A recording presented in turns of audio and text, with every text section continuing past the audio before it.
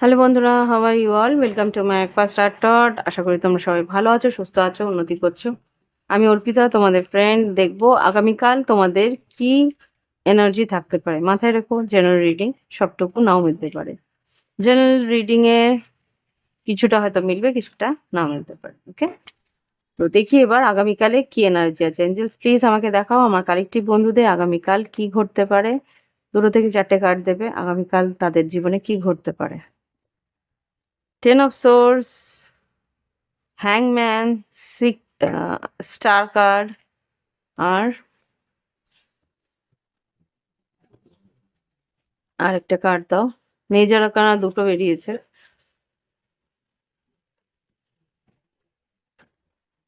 ওকে,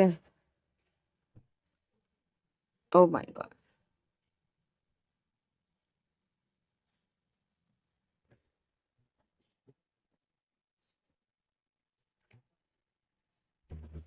ওকে, এখানে যেটা দেখতে পাচ্ছি, কোনো একটা পরিস্থিতি তোমার শেষ হয়ে এসেছিল, কোনো প্রজেক্ট বা কোনো কাজ শেষ হয়ে গেছিল, তুমি অপেক্ষা করছিলে তার রেজাল্টের, বা তুমি ওকে অপেক্ষা করছিলে এর পরে পরিস্থিতিটা কি আসবে।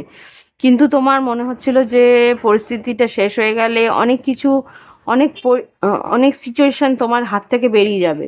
তো সেটা নিয়ে তুমি হয়তো দুশ্চিন্তা করছো যে, আমি ফর এক্সাম্পল বলছি, হয়তো তুমি কোথাও কাজে গেছিলে, সেখানে কাউকে তোমার পছন্দ হয়েছে। হুম, কাজটাতে অনেকটা দেরিও হয়েছিল, কিন্তু কাজটা আল্টিমেটলি শেষ হয়েছে।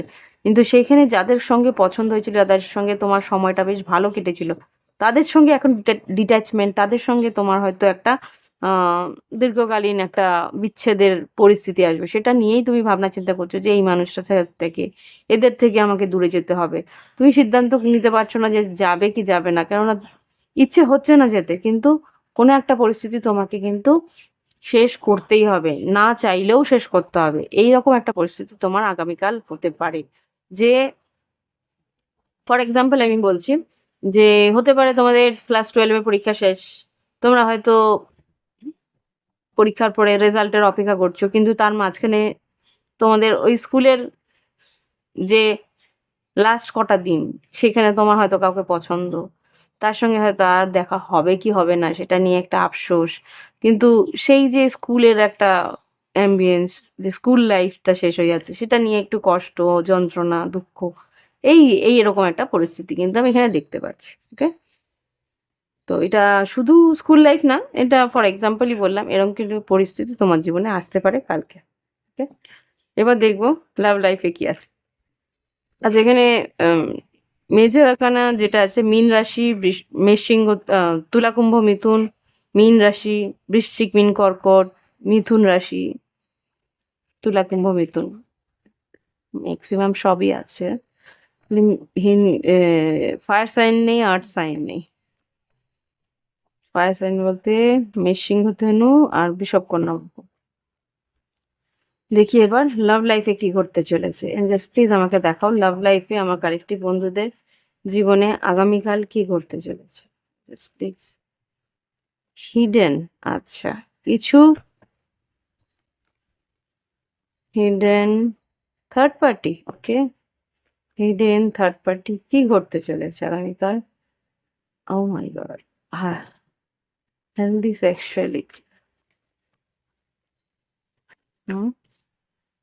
স্টেবিলিটি, কি ঘটতে চলেছে এঞ্জেলস আগামীকাল। Open your heart, trust.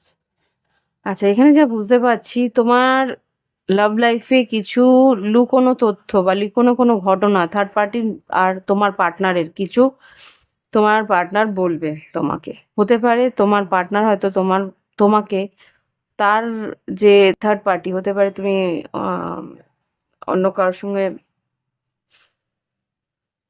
দু রকমই হতে পারে। তুমি হয়তো তোমার পার্টনারের সঙ্গে বিবাহিত, কিন্তু তুমি জানতে পারলে যে তোমার পার্টনারের হয়তো থার্ড পার্টি আছে। এটা থার্ড পার্টিটা হতে পারে যে উম, কেউ এমন যে আর কি তোমার কর্মক্ষেত্রে, তোমার পার্টনারের কর্মক্ষেত্রে হয়তো কেউ আছে যে আর কি হয়তো অফিসের বস, সে হয়তো তার কাজের জন্যে স্টেবিলিটি কিছু একটা অস্থিরতা আনছে, সেটা হয়তো তোমাকে বিশ্বাস করে তোমার পার্টনার বলল। ফর এক্সাম্পল আর কি আমি বলছি যে এই মানুষটা তোমার পার্টনার, সে পার্টনার তোমাকে হয়তো বলছে তা তোমার অফিসের বস এত বিরক্ত করছে, এত অশান্তি করছে যে আমি তোমার কাছে বাড়িতে আসতেই পারছি না, এরকম কিছু একটা যে হয়তো বলবে যে এত পলিটিক্স করছে যে আমি বাড়ির লোনটা নিতে পারছি না, এরকম কিছু একটা বলতে পারে তোমার পার্টনার। মন খুলে হয়তো তোমাকে বিশ্বাস করে কিছু বলল, এটা হতে পারে। আরেকটা যেটা দেখতে পাচ্ছি, তুমি হয়তো কোনো বিবাহিত সম্পর্কে আছো কিন্তু অন্য কাউকে পছন্দ করো, মানে এটা আউট, তোমার রিলেশনশিপের বাইরে কোনো থার্ড পার্টি আছে, তো সেইখানে তোমার সেই পার্টনার হয়তো তার কোনো ওয়াইফ বা তার কোনো হাজবেন্ডের সম্বন্ধে কিছু বলল, যেটা আর কি তোমার জানার কথা না, হিডেন, কিন্তু তুমি জেনে গেলে।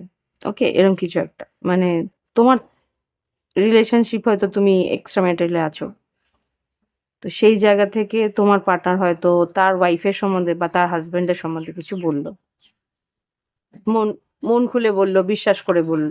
ওকে, এরকম কিছু একটা ঘটতে পারে। ওকে, দেখি এঞ্জেলস গাইডেন্স কি।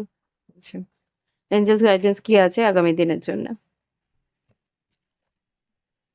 Rise your energy, energy rise করতে বলছে। তোমার যাই শুনে থাকো না কেন, তুমি তোমার জায়গায়, তুমি তোমার পাওয়ারে থাকবে, গসিপের মধ্যে যাবে না। ও হয়তো বিশ্বাস করে বলেছে, সেটাকে নিয়ে জাজ করা বা সেটাকে নিয়ে কিছু মন্তব্য করা, সেই জিনিসটা কিন্তু করো না।